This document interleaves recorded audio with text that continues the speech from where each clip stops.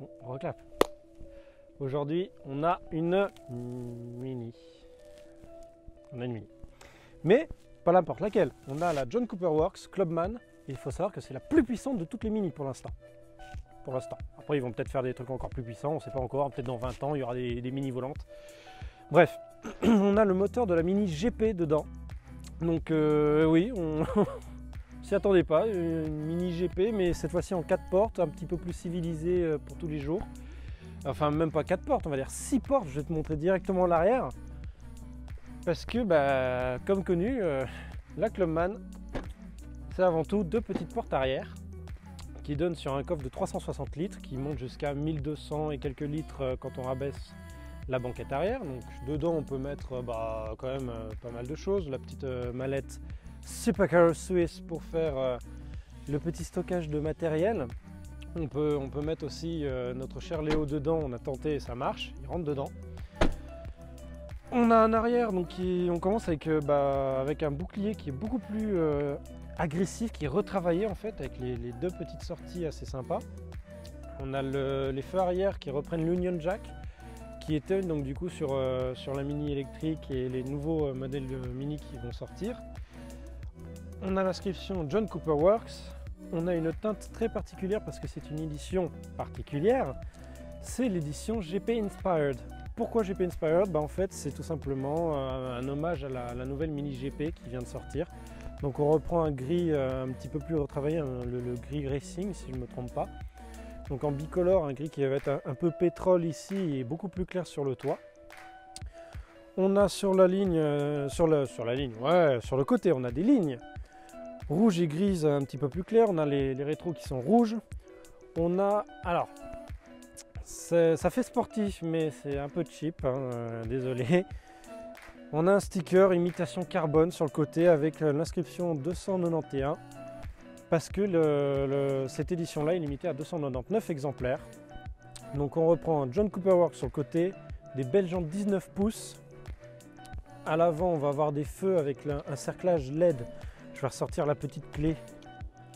Tac, on voit le petit cerclage LED qui est tout neuf.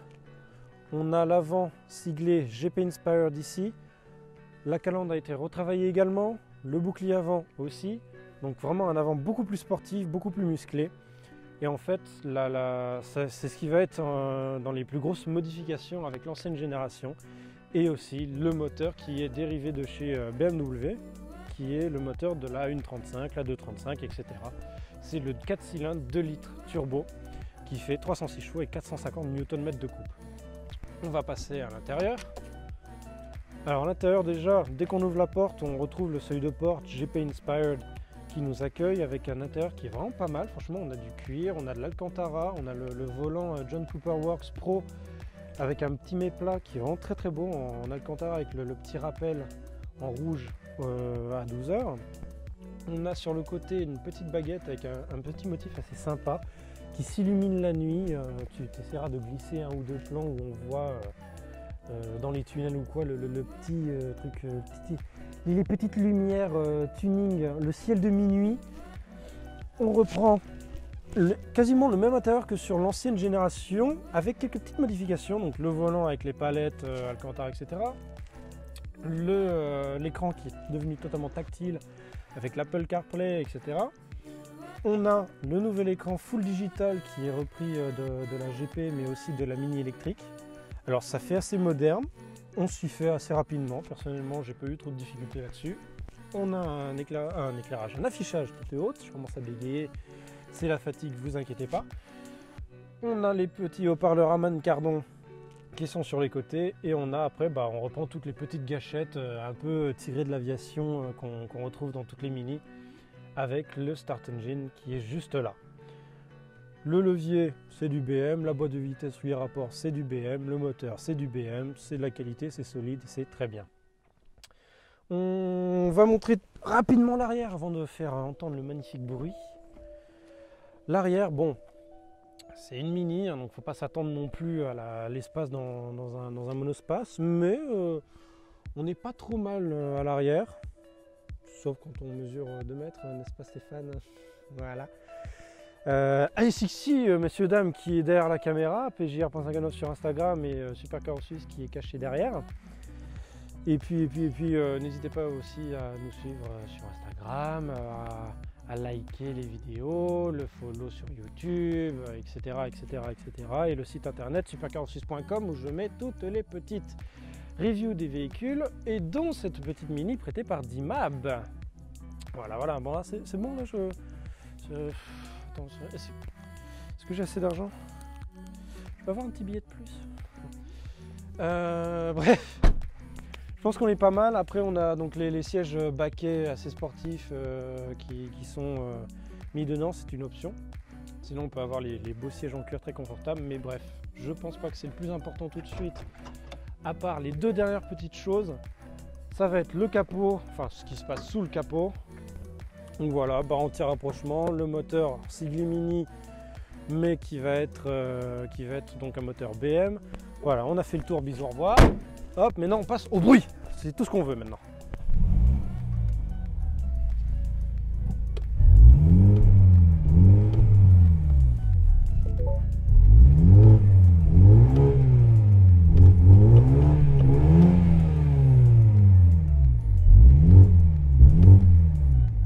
Alors, ne vous attendez pas à des pétarades, etc. Il y aura quelques-unes quand on roule, mais il faut savoir que les normes européennes font que on ne peut plus tellement faire ce genre de choses. Et puis pareil, la consommation a été revue, etc. On tourne autour des 9 litres 3, ce qui est assez raisonnable pour une petite citadine, mais c'est pas non plus, voilà, c'est pas la mini électrique non plus. Mais bon, quand on a 306 chevaux, hein, la consommation c'est notre dernier problème. En parlant de 306 chevaux et de puissance, un petit tour? Allez, c'est parti!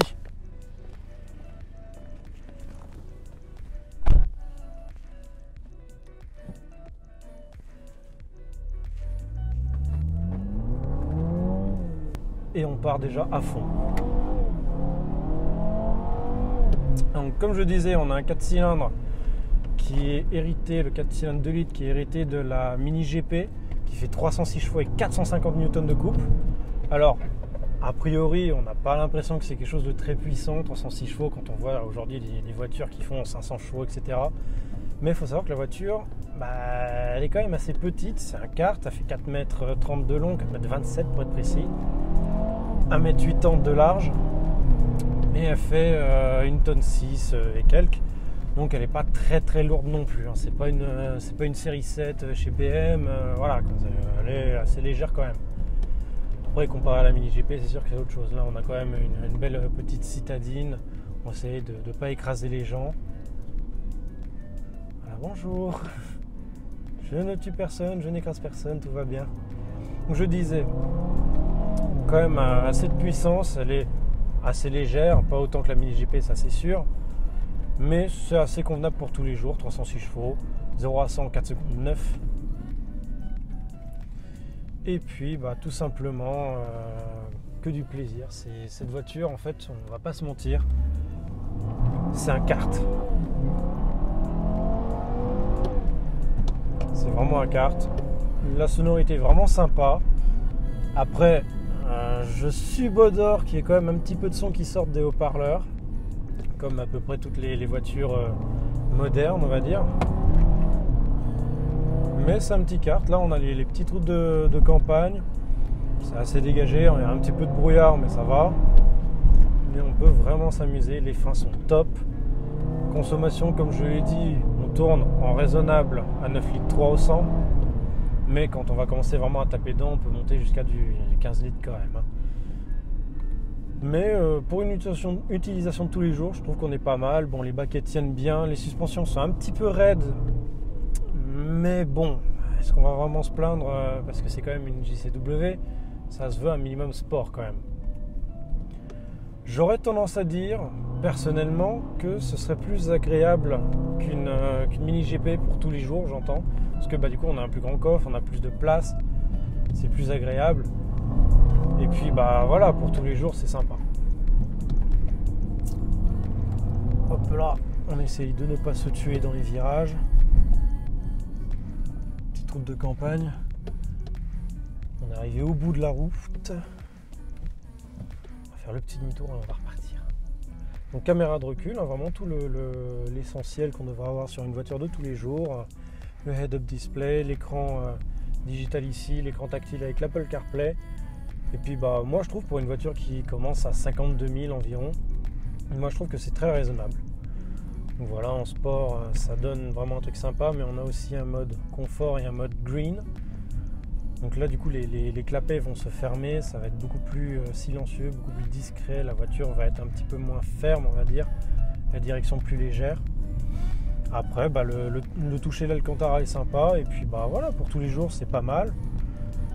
Un petit peu raide, mais bon, c'est pas la mort quoi. Merci encore du coup à Dimab de nous avoir prêté cette voiture, c'est vraiment un petit kart, c'est une voiture très fun.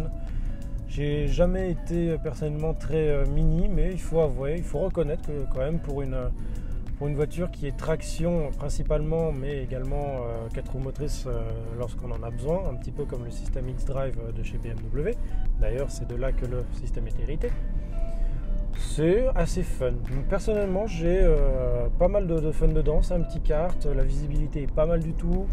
Les matériaux pour une voiture dans les 50 000, bon là 64 avec toutes les options. Je trouve que c'est assez raisonnable quand on sait que ça peut concurrencer une A35 AMG ou une Audi S3. Je trouve que c'est assez sympa. Bon, c'est vrai, il y a des petits plastiques un petit peu cheap à droite à gauche, mais encore une fois, 50 000 d'entrée de gamme et 64 000 en full option. Tandis que quand on va chez Mercedes, etc., on tourne très vite autour des 70 000, 80 000. Vraiment, quand on commence à mettre 2-3 petites options. Donc voilà, je trouve que c'est une voiture assez fun, assez sympa, assez ludique, elle est facile à comprendre dans le sens où on sait qu'on va pas se tuer avec aussi vite qu'avec une propulsion. C'est sympa, personnellement j'aime bien. Pas mon type personnellement de voiture que j'achèterais, mais je pense que ça peut séduire beaucoup de personnes, ça peut attirer une clientèle assez jeune, assez sport on va dire, attirer vraiment vers les voitures sportives. Et puis voilà. Merci encore à Dimab. N'hésitez pas toujours à nous follow sur Instagram, etc. Mettre le petit abonnement sur YouTube, la cloche de notification. Ting! Et puis je vous dis à la prochaine avec une voiture un petit peu plus sympa. Et pour terminer en beauté, on remet en sport. Et on tape dedans!